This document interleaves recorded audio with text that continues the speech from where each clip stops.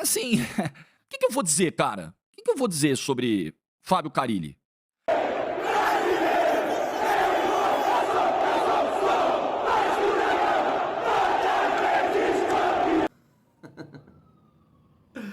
Ai, ai, ai. Família, por que eu tô rindo?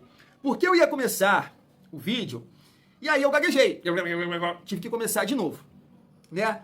Mas eu iria começar dessa forma. Família, tá acompanhando o outro jogo do grupo? Nosso grupo na Sul-Americana? Ó, me surpreendeu, hein? O time Porto Cabedelo tá ganhando do Lanús. Lanús com um jogador a menos ainda. Ia começar dessa forma. Mas aí, gaguejei, pá, tive que começar de novo. Tô errando toda hora aqui, porque tem disso, família, né? Toda hora que a gente pega pra gravar um vídeo e sai. Tá aqui agora. Ainda bem, né? 2-2. O Lanús não me empatou o jogo com um jogador a menos, família. E aí, no decorrer do vídeo, porque a gente vai voltar aqui a trocar uma ideia sobre isso, é claro, sobre o grupo do Vasco. Quero falar com vocês também sobre o grupo do Corinthians, porque eu acho que tem um ponto bem importante visando o confronto de sábado. De repente, não sei a prioridade do Corinthians, mas pode poupar alguns atletas visando esse confronto, né? A gente vai trocar uma ideia sobre isso. E claro, não tem como você gravar um vídeo sobre Vasco, depois do jogo de ontem, e não falar de Fábio Carilli. Só que nesse vídeo eu quero trazer aqui algumas opiniões, bem importantes, né, que me fizeram pensar muito bem em relação ao trabalho do Carilli. Felipe Melo, hoje no programa Seleção Sport TV, o Alex, programa de ontem, até reagir no nosso novo canal, Gigante News TV, ó, tô até embaralhando aqui o nome do canal, novo projeto do Thiagão, vou deixar o link aqui na descrição. E claro, o fã número 1 de Fábio Carilli, Jorge Igor.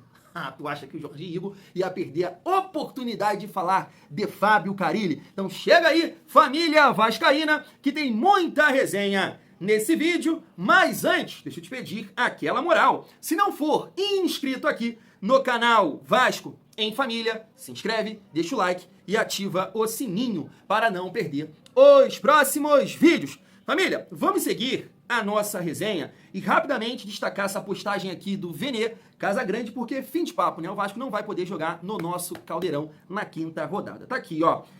Pepe recusa oficialmente pedido do Vasco para jogar contra o Flamengo em São Januário. Cruz Maltino agora avalia se vai insistir no pedido. Caso contrário, a partida seguirá no Maracanã. Mas aí tem mais essa informação aqui dele, dizendo o seguinte, ó. O Vasco recebeu proposta de um grupo de empresários para mandar o jogo contra o Flamengo no Castelão, em São Luís, no Maranhão.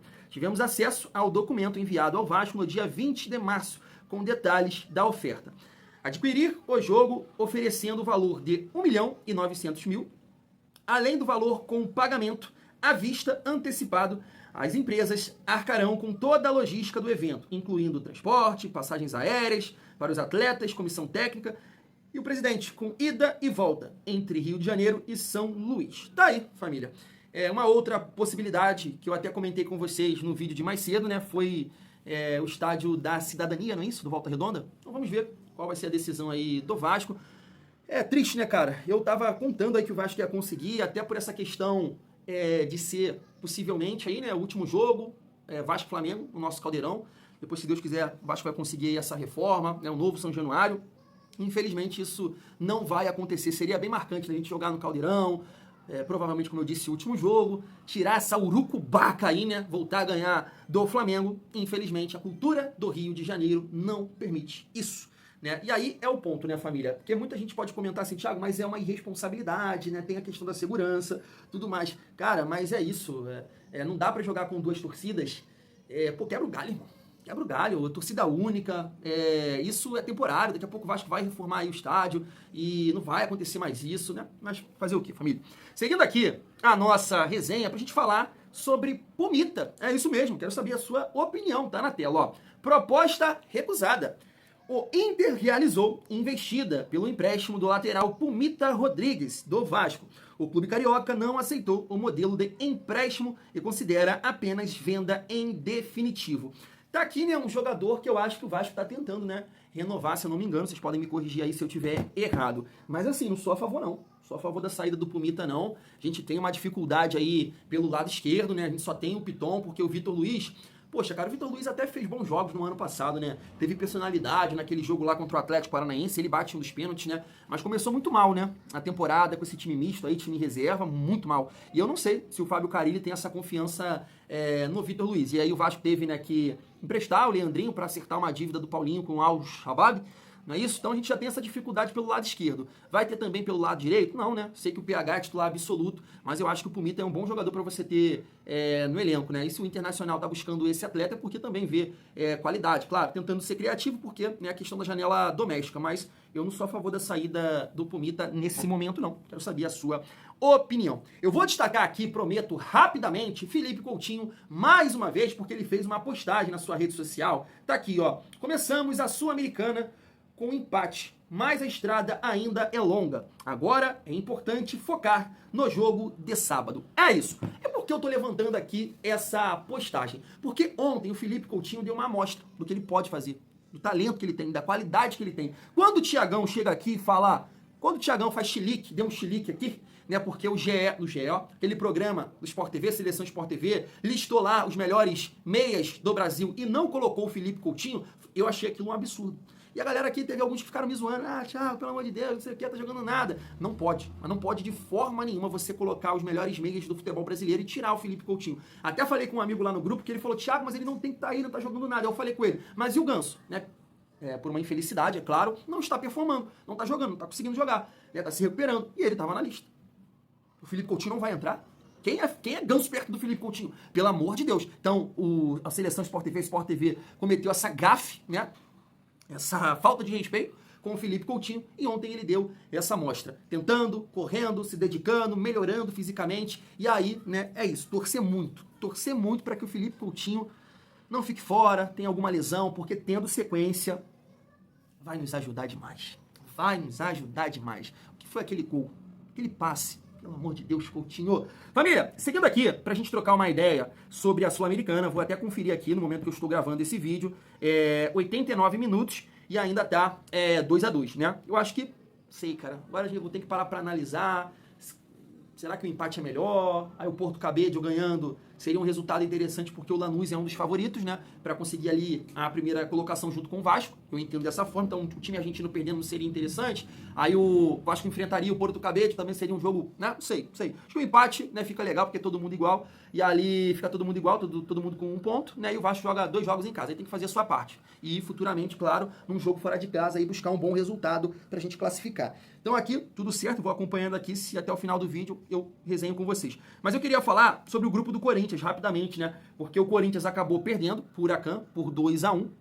E o América de Cali conseguiu ganhar fora de casa do Racing do Uruguai por 3-1. E qual é o próximo adversário do Corinthians? O América de Cali. Então, o América de Cali conseguindo ganhar do Corinthians e o Huracan ganhar do Racing, poxa, o Corinthians fica com 0 ponto e os dois clubes com 6 pontos. Então isso, de fato, pode ser analisado, né, pelo time do Corinthians, para poupar contra o Vasco, já que é o início do Campeonato Brasileiro, de repente segurar visando essa decisão, porque já é uma decisão aí na segunda rodada para o Corinthians, já que perdeu em casa. Nessa fase de grupos, né, se você perde em casa, é muito complicado, é muito difícil. Então pode ser um ponto interessante aí para a gente pensar, analisar, porque o Corinthians já tem o desfalque do Hugo Souza, eu estava vendo o Neto reclamar bastante do goleiro lá, o Matheus Donelli, se eu não me engano, já tem o Garro fora, então, de repente, tem essa possibilidade de poupar um ou outro jogador. No caso do Vasco, eu não sei, né, o Carille foi perguntado sobre isso, e ele preferiu esperar, né, com certeza vai ter uma avaliação aí do departamento médico,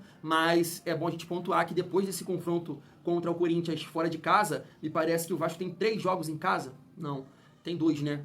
Joga contra o Porto Cabedelo, Sport e aí Lanús. É isso, né? 3 jogos em casa e depois joga fora contra o Ceará. Então eu entendo que o tempo de recuperação, jogando em casa, né, é melhor, podemos dizer assim, família vascaína, mais a gente tem que chegar lá e buscar um bom resultado, né, contra o Corinthians, seria importante para dar confiança. A gente tem muita dificuldade jogando contra o Corinthians lá e claro que o Vasco tem que dar uma resposta depois dessa péssima atuação, principalmente depois de conseguir o placar 3-1, mas assim, ficou feio a questão da postura, da falta de personalidade, da confiança, da coragem para jogar fora de casa, e os números, né? Quando você olha assim para as estatísticas do jogo, e a gente vai comentar sobre isso no final do vídeo, ficou feio, né? Mais de 60 cruzamentos, que é isso? Pelo amor de Deus, família. Seguindo aqui a nossa resenha, pra gente falar sobre o nosso treinador Fábio Carille, e eu gostaria de destacar essas opiniões aqui pra gente debater, né? Felipe Melo, Alex e também o Jorge Igor. E aí eu quero a sua opinião também nos comentários.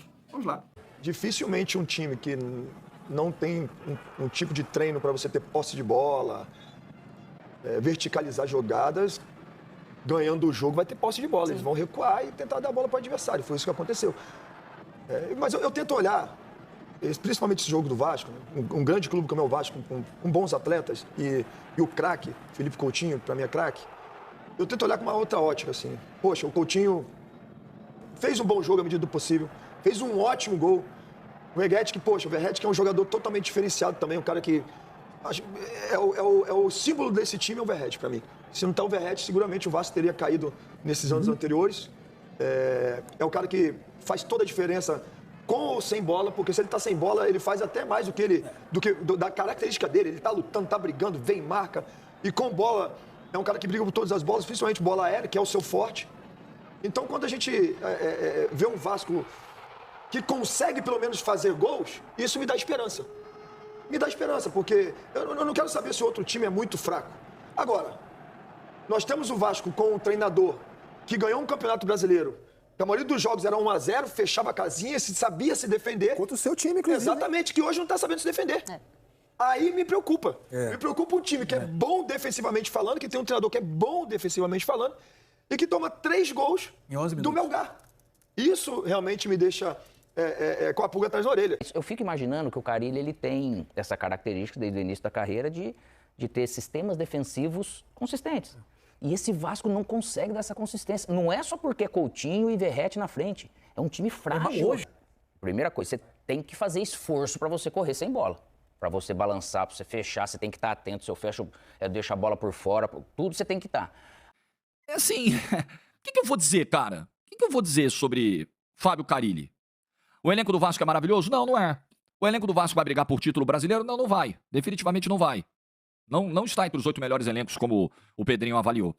Mas quando você tem um treinador com essa dificuldade de leitura, de jogadas ofensivas, com esse pensamento extremamente conservador, como é o Fábio Carille, e limitado em termos de alternativas, você colhe esse tipo de coisa.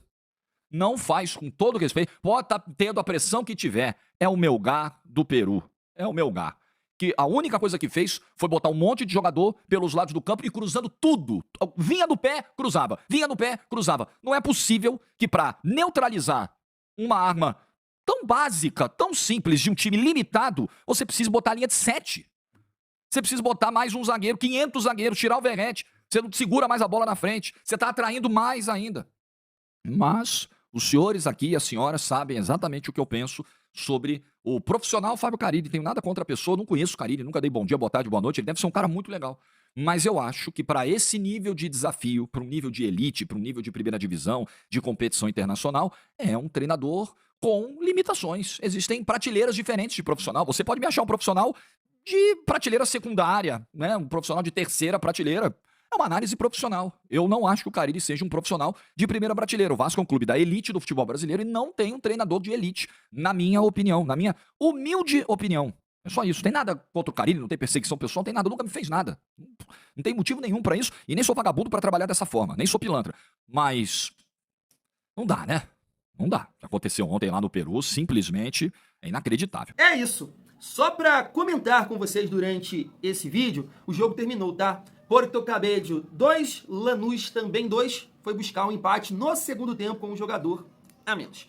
E assim, família, eu tava até comentando com a galera lá do grupo de membros que eu ia colocar esse corte, né, nesse vídeo do Alex falando sobre essa questão que o Carille não consegue arrumar o sistema defensivo do Vasco. O Vasco é um time frágil. Depois, né, tava assistindo esse corte aí do Felipe Melo, achei também muito interessante para trazer aqui pra gente debater, porque realmente, né, o Carille é conhecido por ser um treinador que tem um sistema defensivo forte, que o time adversário não tem tanta facilidade assim para fazer gols, para criar oportunidades. E esse é o ponto que eu acho assim, cara, que complica, porque quando o Carille acertou com o Vasco, cara, a maioria não gostou pelos trabalhos dele recentes, mas a gente começou a pensar assim, poxa, pelo menos ajustar essa defesa do Vasco, que em campeonatos brasileiros sempre fica entre as piores.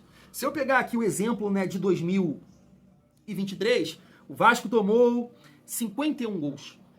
Em 2024, tomou 56. Então, eu acho que até internamente, esse foi o entendimento de ter um time organizado, um time defensivamente forte, porque como você não ia ter tanto investimento assim para qualificar o seu time, para ser um time talvez com posse de bola, a ideia, tá? Eu acho difícil você pensar assim tendo o Felipe Coutinho, né? Porque o Felipe Coutinho, você vai tirar o melhor dele tendo a bola. Mas beleza, não conseguiu contratar o Luiz Castro, o Renato Gaúcho não aceitou, não sei se tentou o Caixinha, é aquele papo, aqueles rumores que a gente tem para trocar ideia, né?